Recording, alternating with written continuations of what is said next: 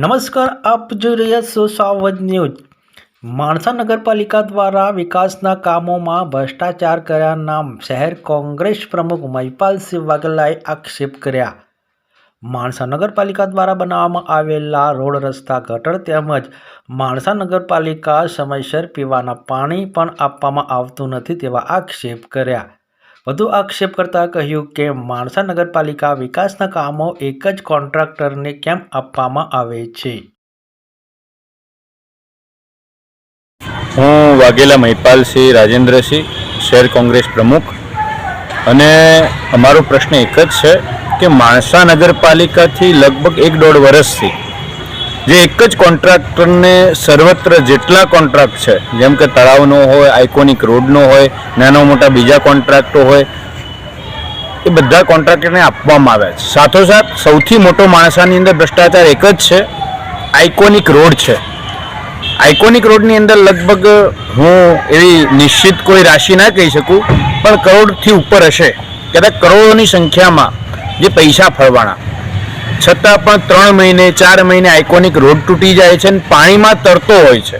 મેં માનનીય chief officer સાહેબને પરમ દિવસે રૂબરૂ મળ્યો ત્યારે સાહેબની એક જ વાત છે, લેખિત આપો। સાહેબને જ્યારે અમે લેખિતમાં આપ્યું છે, આરટીઆઈ દ્વારા માગ્યું છે, તો સાહેબે એવું કર્યું છે, અમારા એક રાહીભાઈ રાકેશભાઈ કરીને છે, એમના નામથી માગ્યું તો રાકેશભાઈને બ્લેકલિસ્ટમાં સાહેબે નાખી દીધા કે વારે માગો છો, પણ સિંગલ એક પણ માણસા નગરપાલિકાના વહીવટ કરતા શ્રી ચીફ ઓફિસર સાહેબ હોય, પ્રમુખ સાહેબ હોય કે XYZ હોય, અમને જવાબ નથી આપી શક્યા।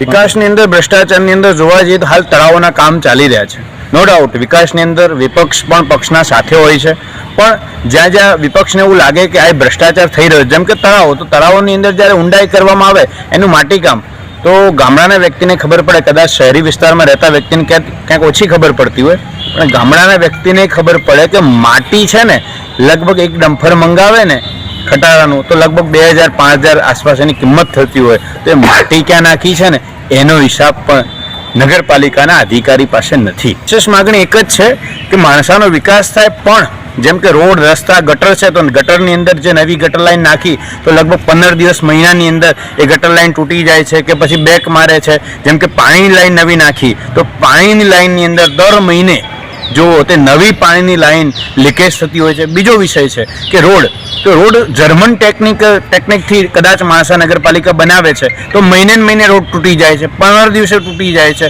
અને મેં તો ચીફ ઓફિસર સાહેબને ચેલેન્જ આ વિડીયોના મારફતથી અને આપની ચેનલના મારફતથી હું કહેવા માગું છું માનનીય ચીફ ઓફિસર સાહેબને, સાહેબ આપની તાકાત હોય તો આવો, જાહેરમાં કહેશો તો જાહેરમાં પ્રૂફ લઈને આવીશ, તમે કહેશો ત્યાં પ્રૂફ લઈને આવીશ, પણ એક્શન લેવી હોય તો। બાકી જો દર વખતે શું કહેવાય કોન્ટ્રાક્ટરને શું કહેવાય તમારે ફ્લેવર કરવી હોય, જ્યારે અમે લઈને ગયા છે પ્રશ્નો ત્યારે એ કોન્ટ્રાક્ટરની ફ્લેવર કરતા જણાઈ આવે છે।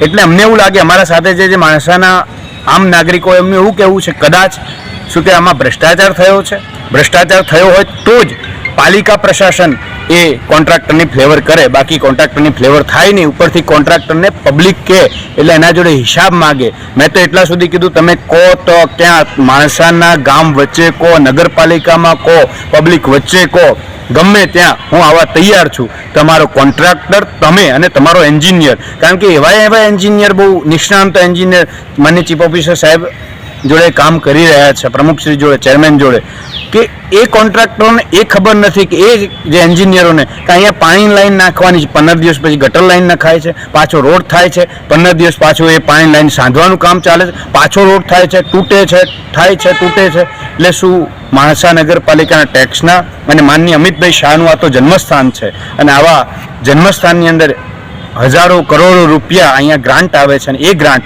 ભ્રષ્ટાચાર બાજુ વળી છે, એનું બહુ દુઃખ થાય છે।